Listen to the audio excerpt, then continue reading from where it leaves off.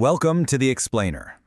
Whenever the Strait of Hormuz makes the news, it's almost exclusively painted as this tense, high-stakes military zone. And sure, that's part of it. But today, we are going to completely reframe everything you thought you knew about this place. We're looking way past the geopolitical headlines to explore the actual reality on the ground. We're talking a hidden world of surreal, alien landscapes, brilliant ancient engineering, and a fascinating historical loop that literally traces back half a millennium.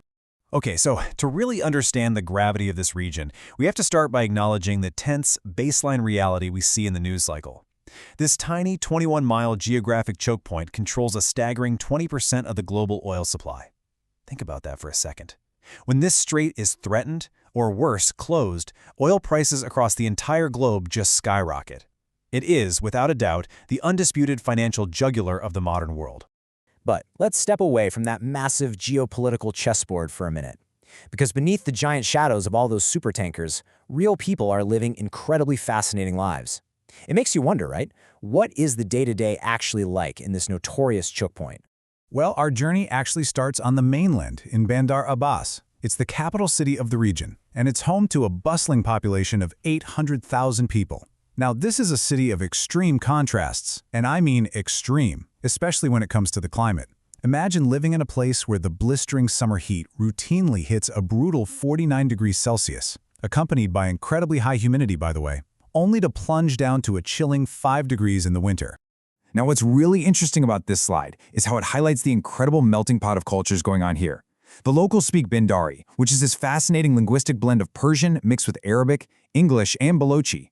And walking around, you'll literally find historical Hindu temples built by ancient Indian merchants, right alongside the Galadari Bath, which is a stunning architectural marvel that's been turned into a vibrant cultural market. And anchoring the whole community, a massive fish market. Fishing is the core livelihood here. It's a simple, beautiful, and deeply communal way of life. All right, let's get out on the water. We're going to take a quick boat trip right off the mainland to Keshem Island. Spanning a massive 1,491 square kilometers, Keshem is actually the largest island in the Persian Gulf. Today it operates as a free trade zone, but honestly, more importantly, it is a hub for some of the most bizarre and striking natural beauty you will ever see. Kesh feels entirely out of this world. In Star Valley, the wind-carved rocks literally make you feel like you're wandering around on Mars. Down at the coast, resourceful locals have actually transformed an abandoned ship into a functioning cafe. Inland, you've got Chaku Valley, featuring these deep, dramatic grooves where people historically collected precious rainwater. And defying all odds, the Hara mangrove forests thrive right on the sandy, salty shore. It's like someone dropped a slice of the Amazon right into the Middle East. And right on this very island sits Laft Village. It's a traditional fishing community renowned for its distinct culture. Here you'll see women wearing stunning, colorful clothing and these really unique Omani-style face masks that are deeply tied to their heritage. But Laft Village isn't just famous for its fashion, or even its beautiful sunsets that cast a red glow over the mud houses.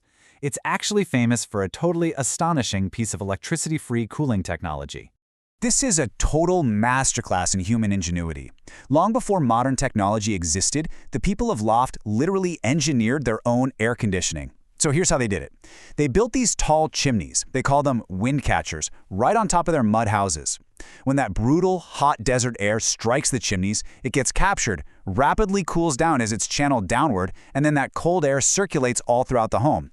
It's absolutely brilliant, and it allowed communities to survive in one of the harshest climates on Earth.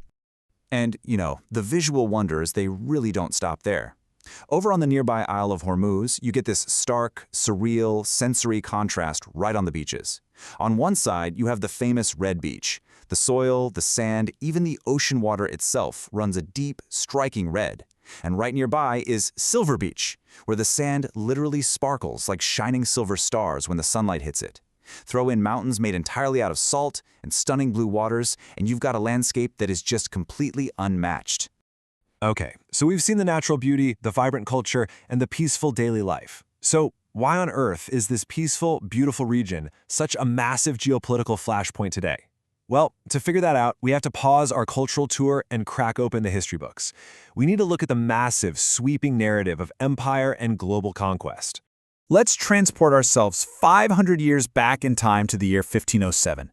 Now, here's a totally fascinating piece of irony for you. Just 15 years prior, Christopher Columbus accidentally stumbled upon the Americas.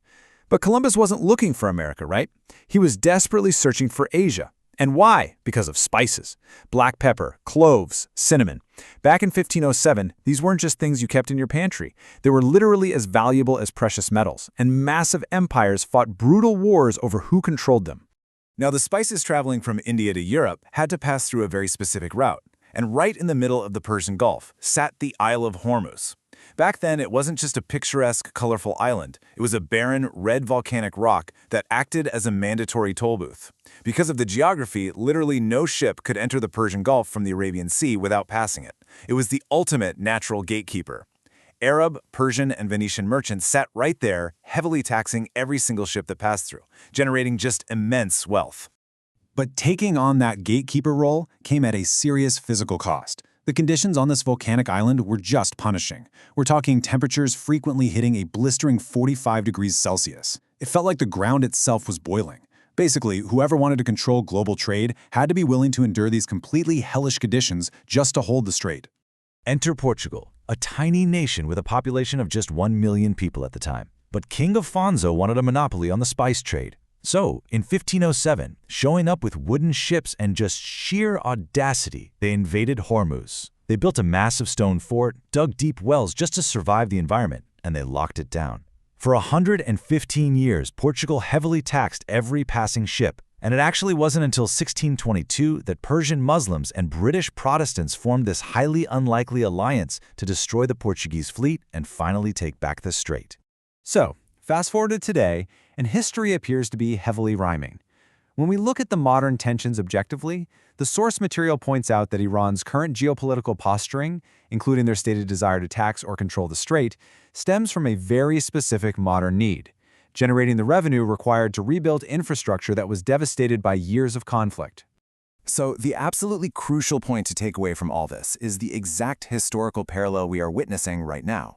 In 1507, whoever controlled this 21-mile choke point controlled the global economy by taxing spices and silk. Today, the ambition is exactly the same. Just swap out spices for the global oil supply.